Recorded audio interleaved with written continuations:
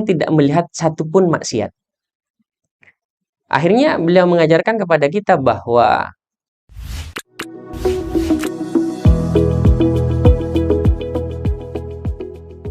yang menarik itu yang jadi pertanyaan saya, tajdid iman. tajdid Itu iman. gimana caranya memperbarui iman itu, Ustaz? Memperbarui iman, kalau yang diajarkan Rasulullah, jadi itu imanakum biqauli la ilaha illallah. Kita memperbanyak lafaz la ilaha illallah, dzikir la ilaha illallah. Tapi selain itu, kita juga hadir majelis dzikir, itu tajdid iman. Hadir majelis sholawat, hadir majelis taklim, kita ziarah kepada ulama, itu merupakan cara kita membooster Tajdid. iman kita lah, kalau kata Refresh ya istilahnya kalau merefresh di iman laptop kita. refresh. Karena seperti yang diajarkan bahwa al-imanu yazidu wa yanqus. Ada kalanya iman itu naik, ada kalanya iman itu turun. Nah, ketika turun itu kita refresh kembali, kita booster kembali agar keimanan semakin menguat. Nah, kembali ke Nata itu kapan, Ustaz? Setelah pulang dari Yaman kan antum Pulang aktif 2012 Oktober itu pulang. Kemudian 2013 bulan Januari itu masuk kembali. Nah, di 2013 inilah saya berharap bisa melanjutkan pendidikan S2 saya. Tapi ijazah belum keluar.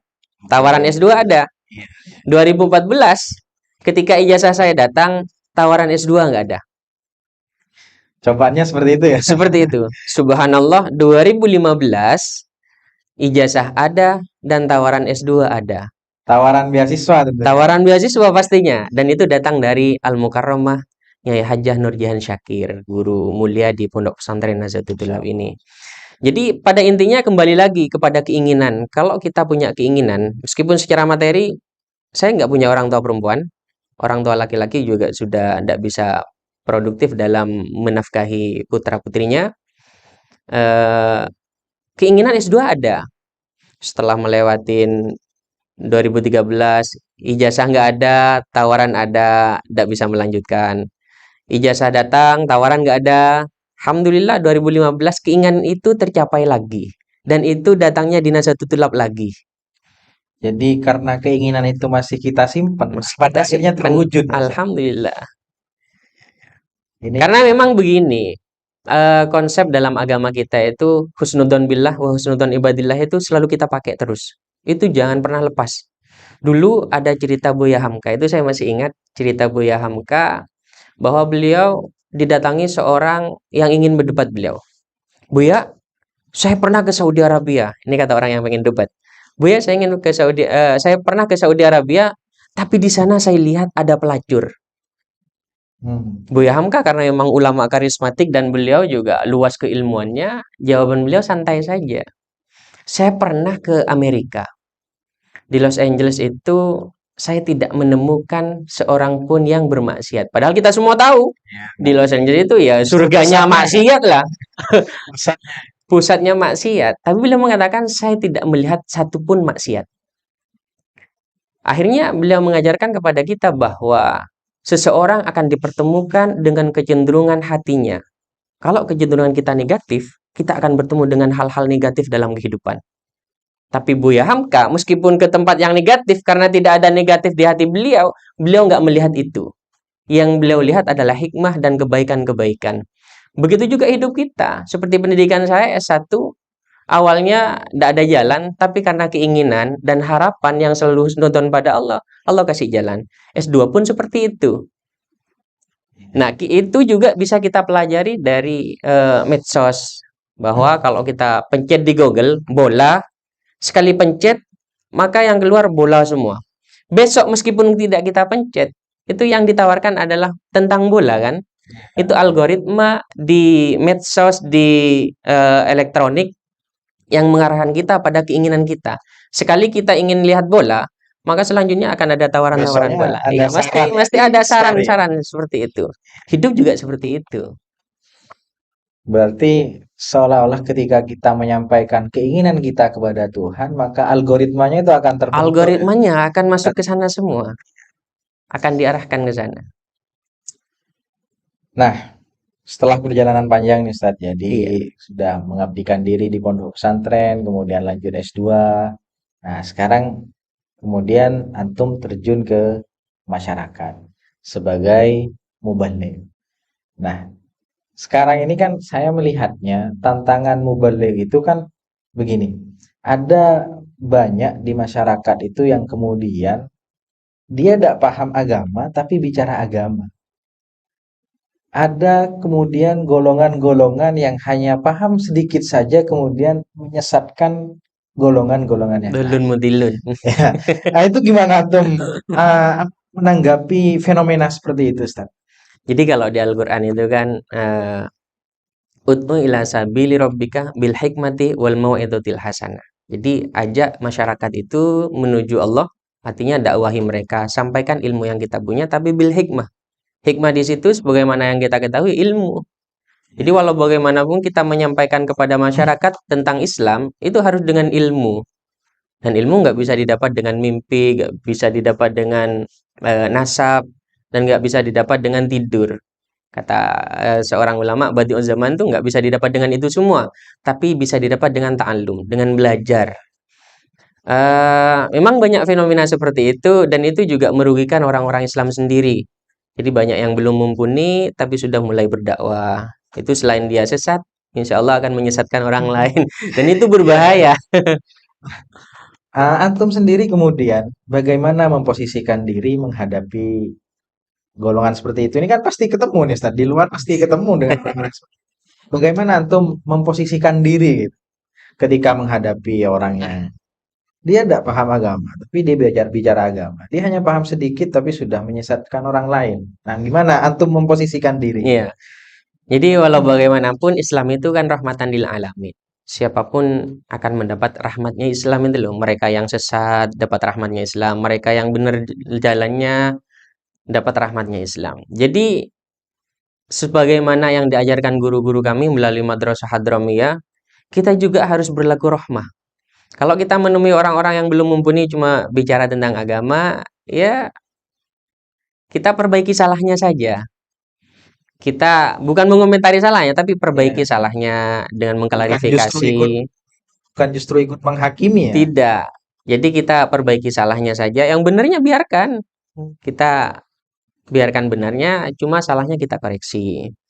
Dan alhamdulillah di masyarakat itu ya sunatullah sih, berkelompok-kelompok. Dan itu organisasinya banyak, golongannya banyak. Kita memposisikan diri itu tidak dengan golongan. Jangan pernah berdakwah di masyarakat membawa golongan kita, membawa partai kita, membawa bendera kita, itu jangan. Tapi kita sebagai mubalik, sebagai orang yang menyampaikan syariatnya Rasulullah, kita juga harus berlaku sebagaimana Rasulullah. Tidak memihak pada satu golongan, tapi bagaimana ud'u ila sabil rabbik. Jadi ajak mereka semua yang bergolongan, berkelompok-kelompok itu ke jalan Allah. Jadi Ya. kadang ada satu yang salah dari dai. Mereka mengajak kepada golongan mereka. Jadi dakwahnya itu mengajak, ayo kita masuk ke golongan saya. Ada kalanya mengajak agar dirinya masyhur, agar dirinya terkenal, agar dirinya viral. Itu salah niat sebenarnya. Tapi tetap berpegang pada ud'u ila sabili rabbik. Jadi kita ngajak mereka itu ke jalan Allah. Diterima atau tidak karena kita sudah menjalankan tugas, ya pasrahkan kepada Allah saja. Oke. Nah, dari penjelasan ini saya menangkapnya berarti antum tidak membatasi diri dong untuk dakwah dimanapun gitu. Di Betul. setiap golongan, mau itu golongan si hijau, mau itu golongan si putih, kan seperti itu Ustaz berarti. Iya, benar-benar. Bahkan mungkin antum juga dakwah di golongan mereka yang radikal. Apa memang ini pernah terjadi Ustaz di realita perjalanan antum sebagai dai? Jadi kebetulan saya juga penyuluh di Kecamatan Banyuates dan tupoksi saya itu sebagai menjadi anti radikalisme dan aliran sempalan, yaitu aliran sesat.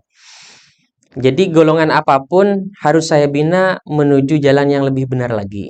Karena itu sudah menjadi kewajiban saya sebagai penyuluh agama. eh, Kemudian untuk membatasi diri, saya nggak pernah membatasi diri. Alhamdulillah selain NU yang undang saya juga masyarakat umum, juga ada Muhammadiyah.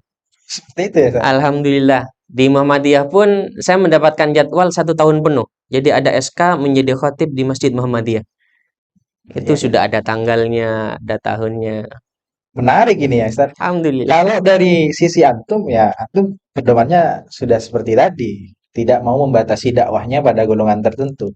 Nah, ini kok bisa Muhammadiyah ini kemudian apa ya, memberi jadwal khutbah kepada ustadz yang notabene-nya adalah NU seperti itu. NU. Nah, itu gimana itu? Jadi karena mungkin beliau orang-orang di Muhammadiyah itu melihat bagaimana ketika saya menyampaikan ceramah tidak pernah mendiskreditkan golongan apapun. Karena memang bukan tugas saya untuk memojokkan siapa, untuk menyesatkan siapa, mencaci maki siapa. Itu bukan tugasnya umat Islam sebenarnya. Tugas umat Islam itu hanya mengajak mereka lebih dekat kembali kepada Allah dan kepada ajaran yang dibawa oleh Rasulullah. Jadi dari situ mungkin mereka tertarik dan kemudian mengajak saya untuk menjadi khatib di Masjid Muhammadiyah Masya Allah. Itu di mana itu, Ustaz? di Pertelon Ketapang. Iya, iya, iya. Jadi nilai positif yang bisa saya lihat di Muhammadiyah itu bahwa mereka menjadikan penceramah atau mengangkat penceramah atau mengangkat khatib untuk bisa memberikan ceramah kepada mereka itu tidak hanya karena nasabnya. Kalau dilihat dari nasab, saya orang ya anaknya petani lah. Tapi mungkin mereka Bukan dari melihat bendera juga ya? bukan dari bendera juga. Kalau lihat dari bendera, saya NU, tidak mungkin diajak Muhammadiyah. Jadi alhamdulillah mungkin karena kemampuan dan karena wasatiyah yang saya bawa seperti yang diajarkan oleh guru-guru kami di Hadramut sana. Nah, ini nyampe ke wasatiyah nih akhirnya. Iya. Nah, bisa bicara tentang wasatiyah atau moderat. Nah, Iya, seperti apa sih wasatiyah atau moderat yang diajari oleh para habaib di Yaman? iya. Kita kan sering kita harus moderat. Padahal kayaknya setelah setelah saya lihat sebenarnya kita bukan moderat kadang, tapi justru tidak mau memposisikan diri ke apakah kita ini membenarkan pendapat A atau membenarkan pendapat B. Jadi lebih kepada tidak mau berpendapat akhirnya. Nah, sebenarnya yang dimaksud dengan moderat tuh gimana, Ustaz? Antara moderat dan cari aman itu hampir mirip Iya. sebenarnya. Jadi moderat itu sebenarnya kita tidak mengganggu. Misal ini konteksnya ketika beda agama. Konteksnya adalah tidak mengomentari agama orang lain. Oke. Tidak mencaci maki orang lain, agama orang Agama lain, orang lain. sesembahan orang lain, karena di Al-Quran pun tidak diperbolehkan yang seperti itu. Kalau kalian mencaci maki Tuhan mereka, maka mereka akan mencaci Allah Ta'ala dengan tanpa dasar nantinya. Mengenai wasatiyah bukan berarti kita diem, tidak. Tapi wasatiyah sendiri konsepnya adalah tidak terlalu masuk ke golongan ekstrim dan juga tidak terlalu masuk ke golongan tasahul. Jadi kita ada di tengah-tengah di antara yang ekstrim, di antara yang mereka yang tasahul. Kita di Tasahul tengah-tengah. itu apa, Ustaz? Tasahul itu terlalu mengambil yang mudah-mudahnya saja. Oh, Terlalu ini terlalu boleh, meremehkan ya. ini boleh. Jadi sehingga nantinya ada syariat-syariat yang dilanggar. Oh, ngumpul cewek-cewek, cowok cewek boleh. Baca Al-Quran dengan lenggam yang tajwidnya salah itu boleh. Itu terlalu tasahul yang seperti itu juga bukan wasatiyah itu. La ifrat wala tafrid. Iya, benar. Jadi tidak meremehkan dan juga Juga tidak tidak memudahkan seperti memudahkan. itu. Nah, dalam konteks wasatiyah tadi, Ustaz, bagaimana antum menghadapi fenomena yang ada di masyarakat nih sebagai mubaligh? Seperti yang saya tanyakan di awal tadi. Nah, di masyarakat ini kan ada tuh orang-orang yang mudah menyalahkan orang lain. Kemudian juga ada yang juga terlalu meremehkan gitu. Sedikit-sedikit yang menghalalkan, sudah ada apa-apa seperti itu. Menurut mereka itu moderat. Nah, antum sendiri istilahnya sebagai penyuluh agama, sebagai mubaligh, memfilter hal-hal seperti itu bagaimana? Terutama dari mereka yang memang apa ya, yang memang tasahul, yang memang memudahkan. Artinya bukan antum sebagai bagaimana melindungi orang-orang jamaah antum, orang awam itu dari pemikiran mereka, enggak, tapi menghadapi mereka itu seperti apa? Jadi menghadapi mereka sebenarnya tidak harus berdebat dengan mereka. Hanya kita ya yang tadi kita himayah kepada ummah saja. Kita bentengi umat, bagaimana kita ajarkan mereka ini loh yang tasahul seperti ini nih nggak baik juga, terlalu mengambil mudah syariat. Ini juga loh yang tasyadud terlalu ekstrim itu juga nggak baik. Jadi kita bentengi masyarakat kita, akhirnya mereka nggak mau mendengarkan dua ini. Berarti Berarti antum lebih memilih posisi sebagai apa istilahnya defense lah ya, Iya, defense menjaga saja. menjaga umat itu dari pemahaman-pemahaman seperti Iya, itu benar. daripada harus melawan mereka Harus untuk melawan berdebat mereka. seperti Iya. itu ya. Karena perdebatan sendiri itu juga tidak baik sebenarnya. Iya. Iya. Akhirnya akhirnya nanti tengkar sesama Islamnya Tengkar ya. sesama Islamnya, saling bunuh sesama Islam. Yang satu mau bunuh pakai Allahu Akbar, yang satu mau bunuh juga pakai Allahu Akbar. Ini kan siapa lah? Oh, sesama Iya, Islam kok iya, bisa iya. tengkar gitu. Lalu siapa gitu ya sebenarnya yang Islamnya. Oke teman-teman, cukup menarik ya obrolan hari ini. Yang awalnya saya itu juga ingin mengupas perjalanan beliau, tapi ternyata perjalanan hidup beliau ini menarik sehingga ketariklah ke pembahasan-pembahasan yang lain, seperti pemikiran-pemikiran beliau, kemudian realita beliau menjadi mubalik seperti itu. Nah, mungkin cukup Ustadz untuk hari ini. Alhamdulillah. Semoga Semoga nanti kita bermanfaat. bisa ketemu lagi. Ini sudah sangat luar biasa. Insya Allah juga akan menjadi wawasan tambahan bagi kita semua, terutama nanti mungkin bagi teman-teman yang ingin melanjutkan kiaman. Apa-apa yang sudah disampaikan Ustadz Iftihar nanti semoga bisa bermanfaat dan memberikan Amin, inspirasi amin, amin. tersendiri bagi teman-teman yang ingin melanjutkan pendidikannya di Yaman. Terima kasih Ustadz Ya, Jazakumullah terima khair kasih. atas waktunya. Oke teman-teman, cukup sampai di sini dulu. Jangan lupa like, comment, and subscribe.